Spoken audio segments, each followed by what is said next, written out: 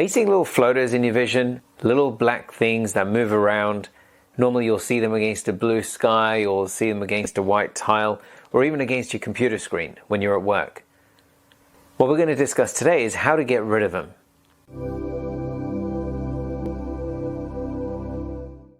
Hi and welcome to the Natural Eye Doctor community. My name is Dr. D and I'm here to share tips, tricks and techniques that will just allow you to prolong the lifespan of your eyes that little bit longer.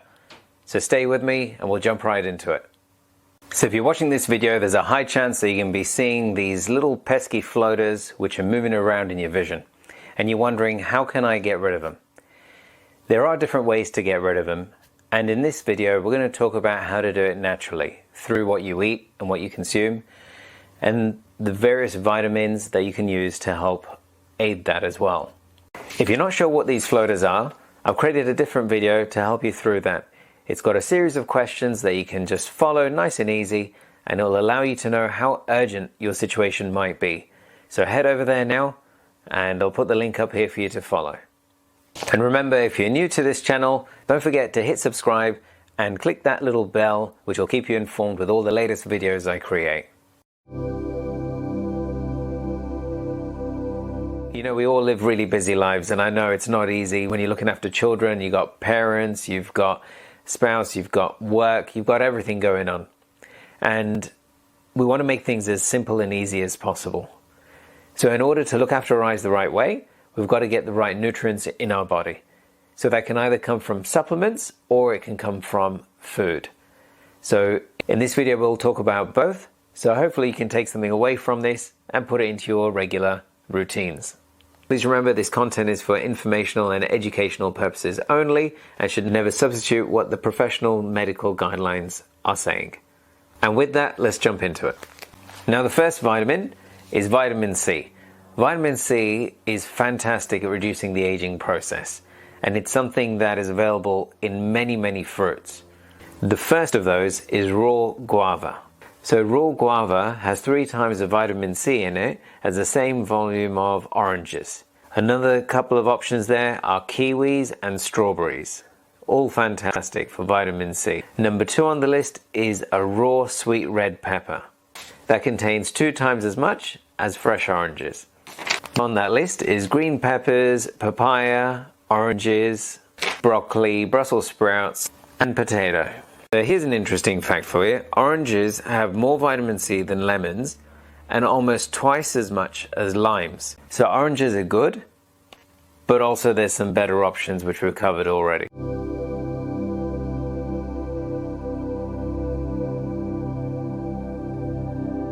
Next on our list is vitamin E. It's a powerful plant-based antioxidant. So vitamin E is known to be really good for the skin, for the immune system, and also for the eyes. So it's a fantastic one to get into your routine on a regular basis. Now, number 5 on the list is mangoes and kiwi. Now, number 4 is avocados and red pepper. So number 3 on the list is pine nuts and peanuts. They contain a lot of vitamin E, and they have at least 2 times as much as what you can find in fruits. Also available vitamin E is oily fish in trout and also salmon. Now, number 2 on the list is almonds and sunflower seeds. Almonds and sunflower seeds contain 8 times as much vitamin E as the nearest fruits. Now, number 1 on the list is wheat germ oil. That is one of the most richest sources of vitamin E, and it's available in any grocery store. So wheat germ oil contains 15 times as much vitamin E compared to the most readily available fruit.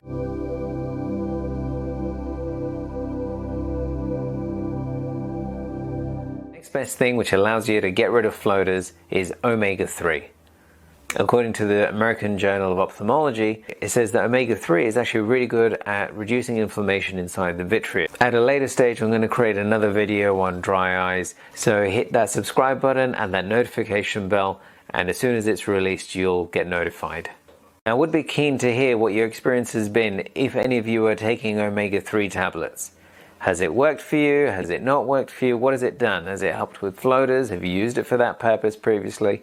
Or have you used it for dry eyes? The best sources of omega-3 are oily fish and seeds. Now, number 5 on the list is soybeans. So that would include tofu-like products for people who are more plant-based. It's a great vegetarian option and great for vegans too. 4 on the list is canola oil, as flaxseed oil is not overly used. Number 3 on the list is flax seeds. It's available in the form of cereals, whole grain breads, and some pasta, and in some energy bars as well. Now, number 2 on the list is mackerel and salmon, which are very oily fish and fantastic for the body. Now, number 1 on the list as the highest, most densest source of omega-3 is chia seeds. Chia seeds has 20% more than the next best thing on the list.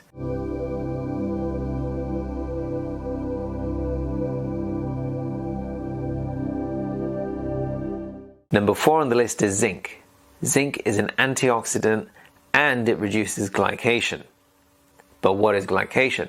Glycation is where the proteins in the vitreous come together and they form a floater. Zinc has many functions in the body, primarily helping the immune system, cell division, and also wound healing. Now, the 5 best places to get this from, number 5 being the vegetarian option and the vegan option, is tofu and oats. Both the plant-based options there. Now, number 4 on the list is legumes and chickpeas. 3 on the list is beef, turkey, or chicken. 2 on the list is crab. And number 1 on the list for zinc is oysters. Glycation is reduced by other things as well, such as ginger, cumin, cinnamon, black pepper, and also green tea. So just to add here, pineapples are also being researched as they might be able to help reduce the floaters by reducing that glycation process, but there's nothing actually concrete yet. So watch this space, and I'm sure there's going to be some information coming out in the way of more research studies in due course.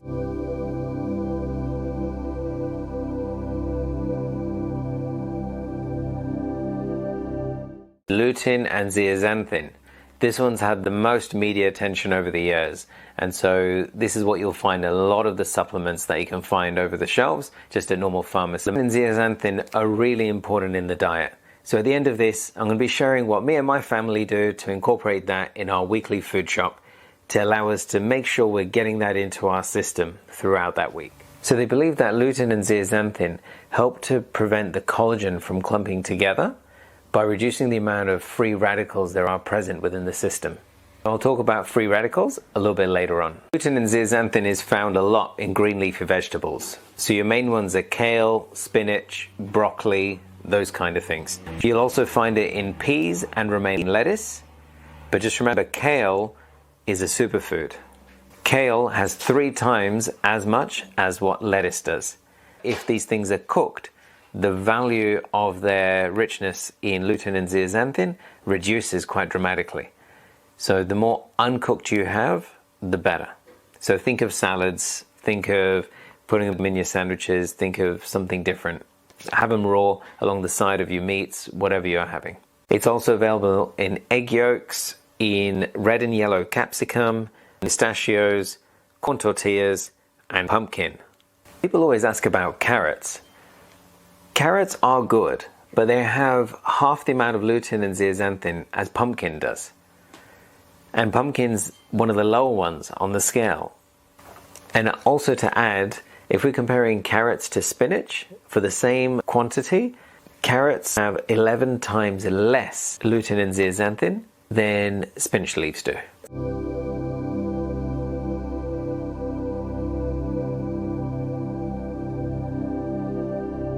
So if you can get spinach and kale in you, that's by far the best thing. Now, as for supplements, which is the best? There are many different ones that are available on the market. The only way to know is to ask your health practitioner, and they will guide you specifically what's important in your situation. So let's talk about what antioxidants are. Now, the story starts with what we call free radicals. So free radicals are created from the normal cell process. It's like a byproduct, a waste product. Now, when those are present, that creates a greater aging process. in the cell.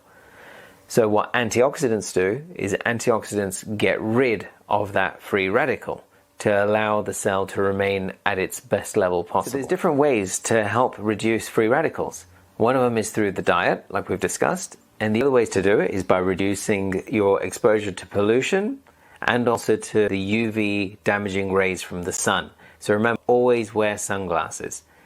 The other thing is smoking.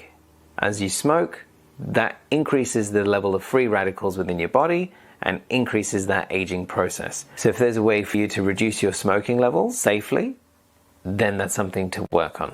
And also, just to reiterate, one of the best, easiest ways to reduce those free radicals is to reduce your fast food intake. So less fatty diets is the way forward if we're going to reduce those free radicals.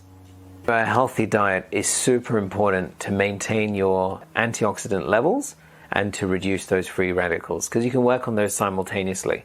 Increase the levels of green leafy veg and those kind of things, and decrease the level of fatty oils. So if you swing it that way, you're just going to get an increase in one thing, decrease in the other. You're going to get your best performance, your best optimal change that you can hope for in your eyes. If you're vegetarian, main things that you want to get in your diet are your mixed seeds, your nuts, your green leafy vegetables, which include your kale, your spinach, your broccoli, all your berries, red and yellow capsicum, as much of that as you can, pumpkins in there as well. If you're not eating fish, then make sure you do take some form of omega-3 supplement under the direction of your physician.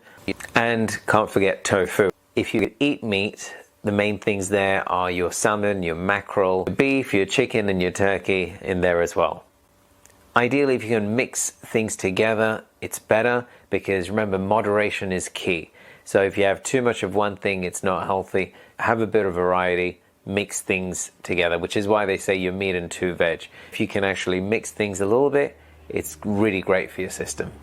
So what I want to do is share what we do in our family as vegetarians to optimize our eye health. Breakfast, I'll have oats with almonds and sunflower seeds.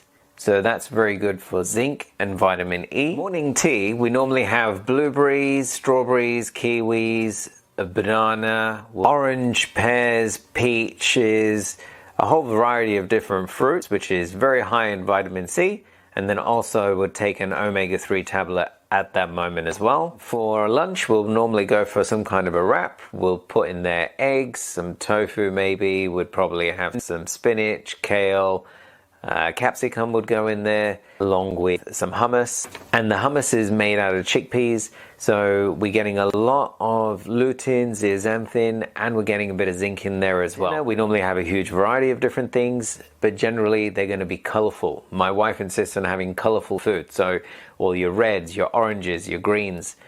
So things like stir fry. You put in your tofu in there, whatever it is, you mix it up, and because it's not overcooked, it means that it still retains a lot of its goodness. Salads are fantastic as well, so we do a lot of those. Just putting them on the side of your main dish as well, whatever it is that you're having, is good.